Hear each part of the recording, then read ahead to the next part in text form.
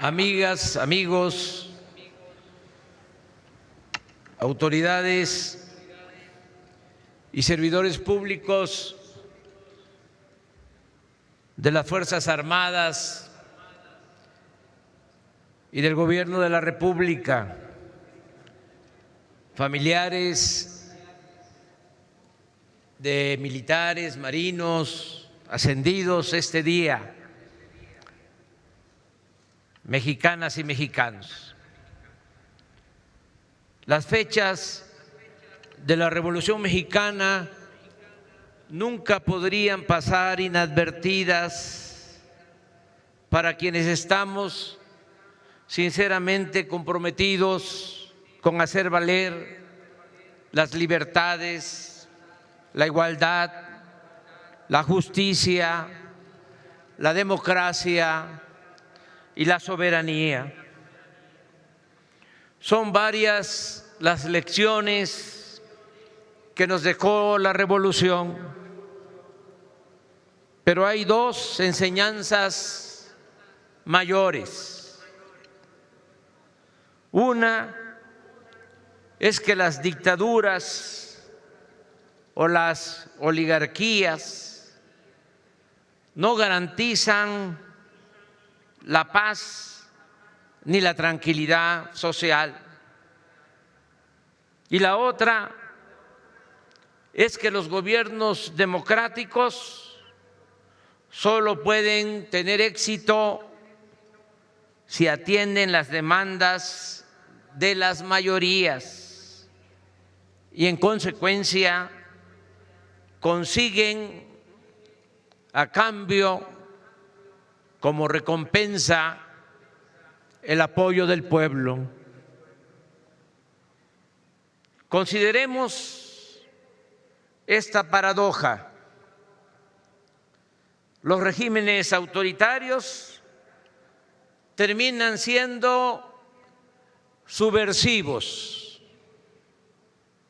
Así, las opresivas condiciones políticas, económicas y sociales del porfiriato provocaron la revolución.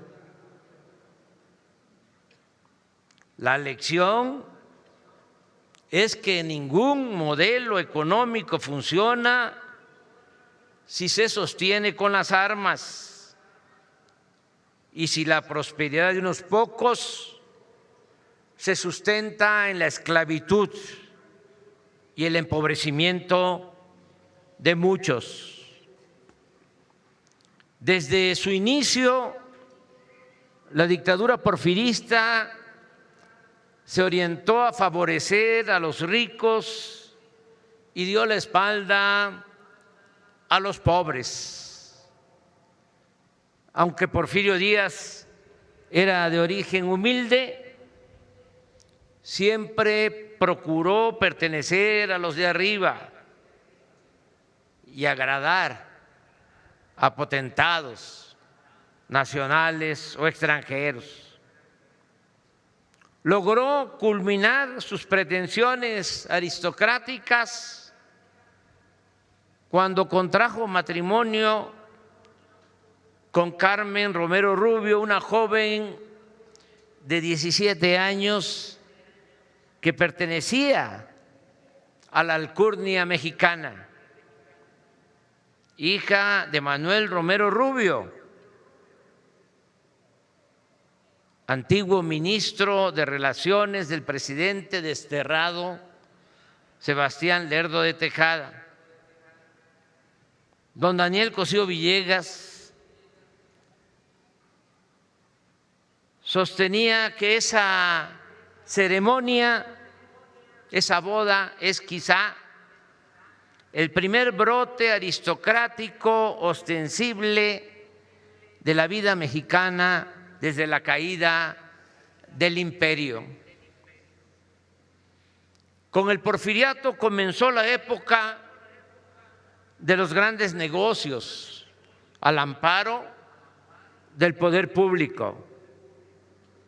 Por ejemplo, en mayo de 1881 se llevó a cabo una maniobra que puede considerarse precursora de las prácticas del influyentismo y de la corrupción política del México moderno. El secretario de Hacienda, Francisco de Landero y Cos, vendió a Ramón Guzmán, Sebastián Camacho y Félix Cuevas 36,000 acciones de la línea de trenes de México a Veracruz, inaugurada por Lerdo, que hasta entonces era la única vía férrea en el país.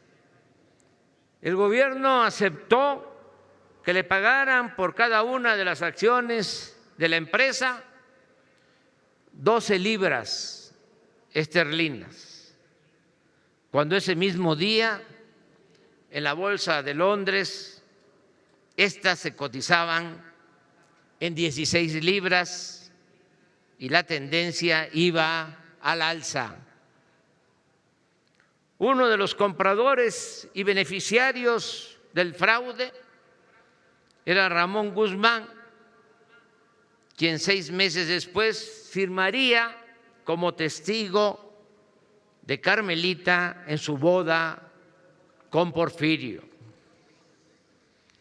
Es un mito, una mentira, alentada por los conservadores, que en esa dictadura se gobernó con honradez y disciplina administrativa y financiera.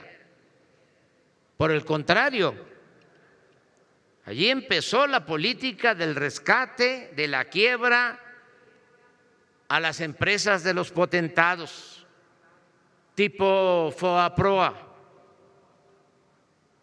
Estas decisiones en beneficio de las élites fueron en buena medida responsables del endeudamiento del país, que llegó a ser equivalente a 5 veces su presupuesto anual. Por lo demás, la corrupción política prevaleció en todo el periodo porfirista. La inversión privada, a pesar de ser supuestamente la palanca principal del crecimiento, fue escasa y obviamente de carácter meramente lucrativo, antisocial y antinacional. El porfirista Francisco Bulnes asegura que la mayor cantidad de obra pública realizada durante ese régimen se financió mediante la emisión de bonos y contratación de deuda. Según su análisis, la inversión privada para obras como la hidroeléctrica de Necaxa, que costó 70 millones, y llegó en total a 286 millones de pesos de aquellos tiempos. Sin embargo, la obra financiada con deuda pública se estima en 667 millones de pesos, es decir, 69% más que la inversión privada nacional o extranjera. Conviene destacar que el monto mayor de la deuda contraída por el gobierno fue el destinado a construir 18,000 kilómetros de vías férreas de concesión federal, pues en 1908, 2 años antes de que estallara la revolución, se rescató a las empresas extranjeras que poseían los bonos de los ferrocarriles con un costo de 500 millones de pesos. El 52% de toda la inversión pública y privada aplicada durante el porfiriato en obras e industrias de nacionales y extranjeros. Esta operación de rescate a las empresas ferrocarrileras extranjeras fue tan onerosa para México que el periodista John Kenneth Turner, escritor del libro México Bárbaro, asegura que en el negocio de la compra de los ferrocarriles a las compañías extranjeras, el ministro de Hacienda, José Ives Limantur, y Pablo Macedo, hermano de Miguel Macedo, subsecretario de Gobernación, se repartieron una utilidad de $9 millones en oro. La versión de Bulnes es distinta, pero no menos indicativa de corrupción. Afirma que en la compra de acciones de las empresas ferrocarrileras, Julio Limantur, hermano del secretario de Hacienda, contó con información privilegiada y con un crédito del Banco Nacional adquirió anticipadamente acciones que circulaban a bajo precio en el mercado de Nueva York para después venderlas a precio elevado al gobierno mexicano, representado por el hermano del fervoroso especulador. Con tales hechos se puede entender cómo se pensaba y actuaba en el régimen porfirista. El hombre fuerte, el caudillo o dictador, no solo compartía ese estilo o forma de gobierno, sino lo encarnaba. Admiraba a los llamados hombres de negocio y en especial a los foráneos, mientras despreciaba al pueblo raso, a los pobres de su país. En su pensamiento, por ejemplo, los indígenas, dueños originarios del territorio, acaparaban, según él, las tierras y había que despojarlos por la fuerza para entregarlas a particulares, emprendedores nacionales o extranjeros. Las llamadas campañas contra los mayas, mayos y yaquis fueron en realidad una segunda conquista, no menos brutal que la de 1521, sin considerar la represión de los mayas y de otros pueblos indígenas. El gobierno federal empleó contra los yaquis 4,800 soldados y 3,000 contra los mayos, o sea, la cuarta parte del ejército. Esta guerra de exterminio que significó asesinar a 15,000 yaquis no solo es la más infame prueba del carácter dictatorial del régimen porfirista, sino uno de los capítulos más vergonzosos de nuestra historia patria. Un trato parecido recibieron los obreros que trabajaban de sol a sol, sin derecho de asociación, ni protestas o pena de despidos y hasta de cárcel. En 1906, en las negociaciones obrero-patronales de la industria textil de Veracruz, Puebla y Tlaxcala, lo único que aceptaron los patrones del pliego petitorio de los trabajadores fue que solo laborarían de las 6 de la mañana a las 8 de la noche, menos 2 intervalos de 45 minutos para el almuerzo y la comida. ¿Y cómo olvidar la brutalidad aplicada en las matanzas y encarcelamientos de obreros y dirigentes de las huelgas de Cananea en Sonora y Río Blanco en Veracruz. Pero al final, ni el autoritarismo, ni la esclavitud, ni el tan cacareado progreso pudieron impedir que surgiera la revolución.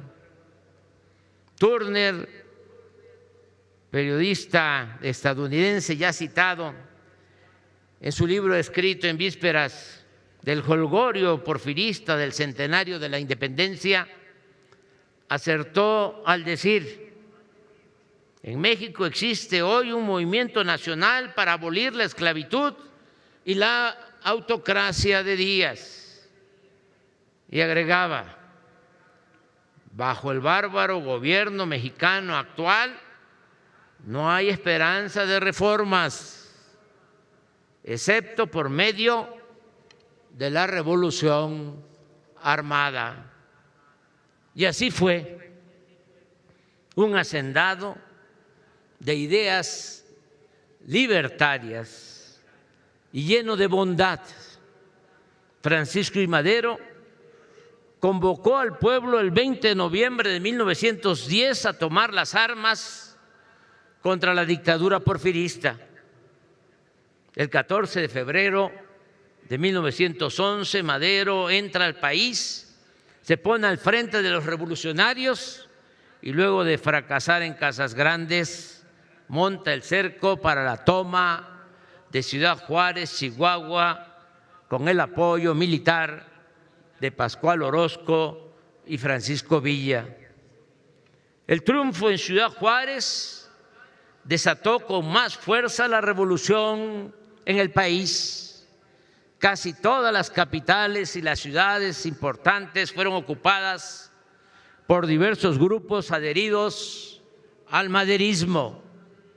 El 21 de mayo, en la noche, frente a la aduana de Ciudad Juárez, se firmó el convenio de paz que incluía el compromiso de renuncia de Porfirio Díaz, el nombramiento de Francisco León de la Barra, secretario de Relaciones, como presidente interino, y la expedición de la convocatoria a elecciones generales en los términos previstos en la Constitución, entre otros acuerdos. El 25 de mayo de 1911, Porfirio Díaz renuncia a la presidencia que había ocupado legal, formal y de hecho durante 34 años. El viejo dictador, ahora en calidad de expresidente, salió de la Ciudad de México el mismo día por la noche rumbo al puerto de Veracruz, protegido por una escolta al mando del general Victoriano Huerta. Y el día 27 embarcó en el vapor Ipiranga rumbo a Europa. Mientras tanto, Madero viajaba de Ciudad Juárez a la capital y en todo el trayecto es aclamado por el pueblo, mas no tanto como el 1 de junio de 1911, cuando hizo su entrada triunfal aquí, en la Ciudad de México, donde lo recibieron alrededor de 100,000 personas.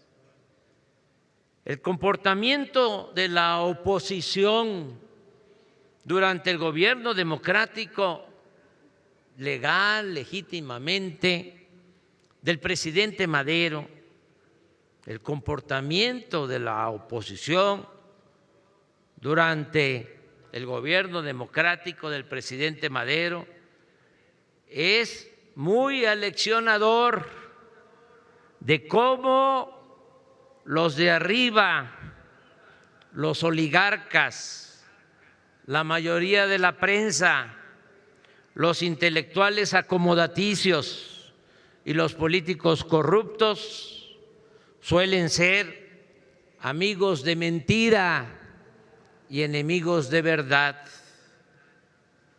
Como revolucionario y después como presidente, Madero actuó con rectitud congruencia y respeto a las libertades, pero por lo complejo del asunto o por error político no logró hacerse de una base social para sostener su proyecto democrático y enfrentar así a la reacción conservadora.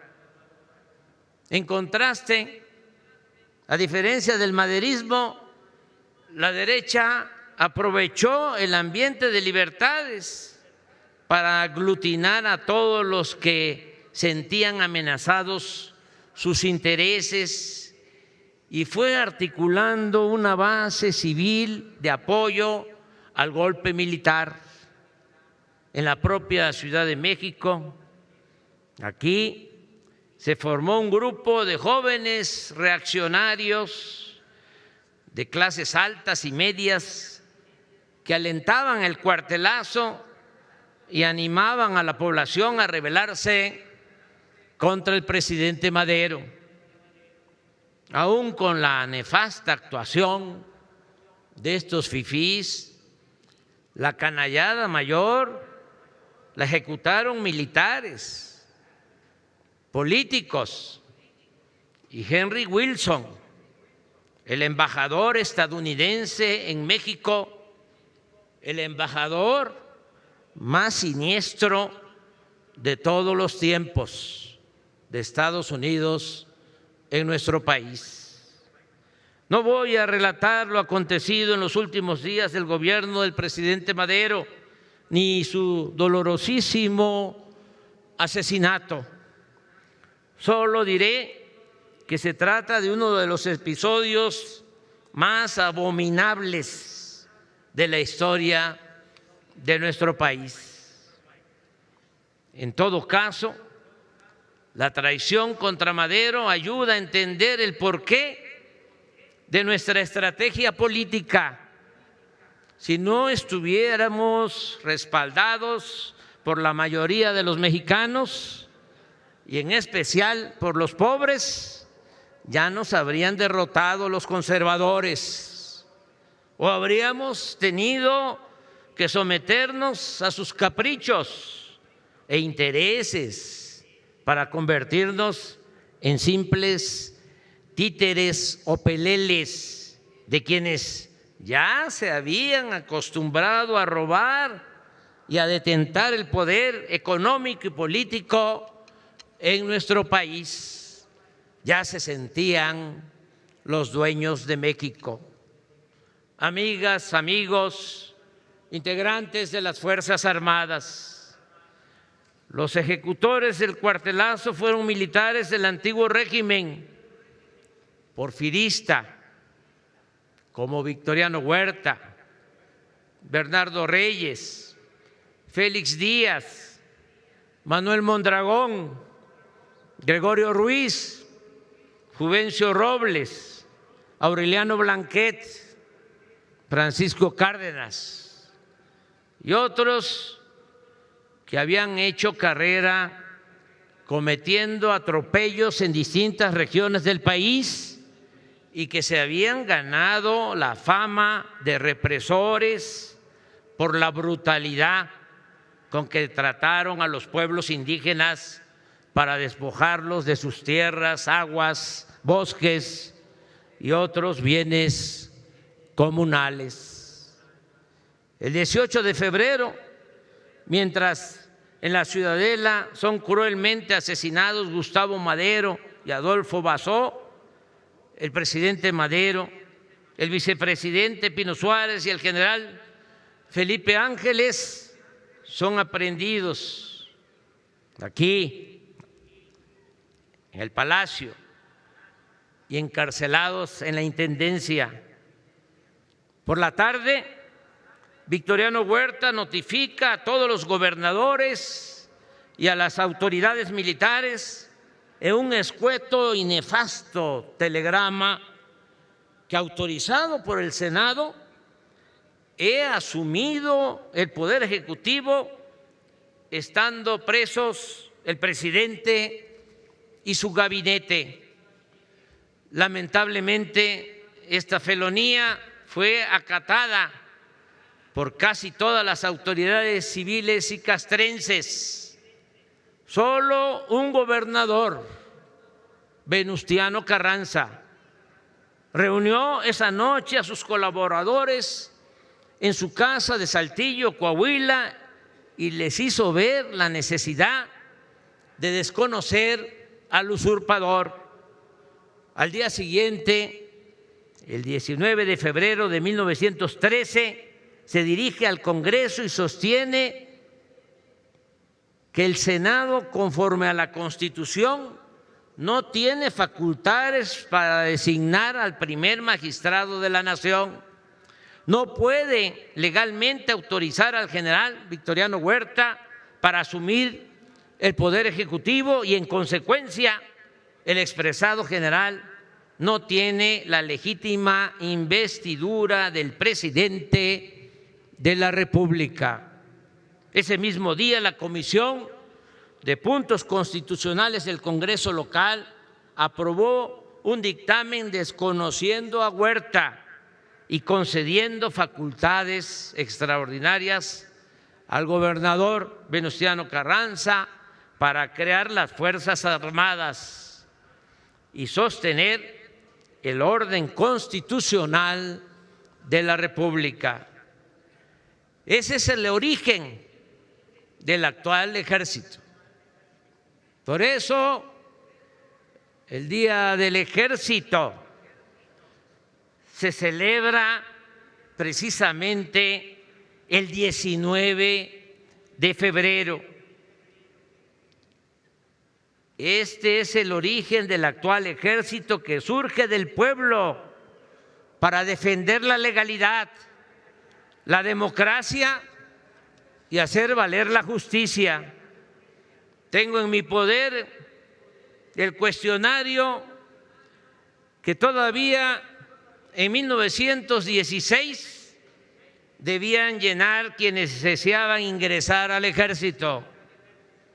Entre otras cosas, se les preguntaba si habían ocupado, cito textualmente, un cargo en la época del dictador Porfirio Díaz o en la época de la usurpación del asesino y traidor Victoriano Huerta.